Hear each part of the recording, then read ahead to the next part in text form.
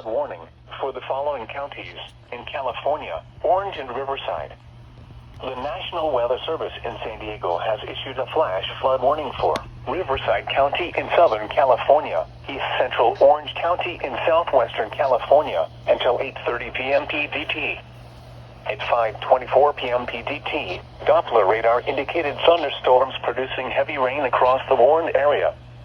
Between 1 and 2 inches of rain have fallen. Additional rainfall amounts of 0.5 to 0.75 inches are possible in the warned area. Flash flooding is ongoing or expected to begin shortly.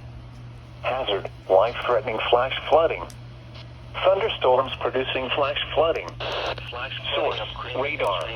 Urban areas. Highways. Threatening flash flooding of creeks and streams. Urban areas will experience flash flooding passes. Lake Elsinore. Some locations will experience flash flooding include Lake Elsinore, Ortega Highway, Wildomar, Canyon Lake and Lakeland Menifee, Ortega Highway, Wildomar, Canyon Lake and Lakeland Village.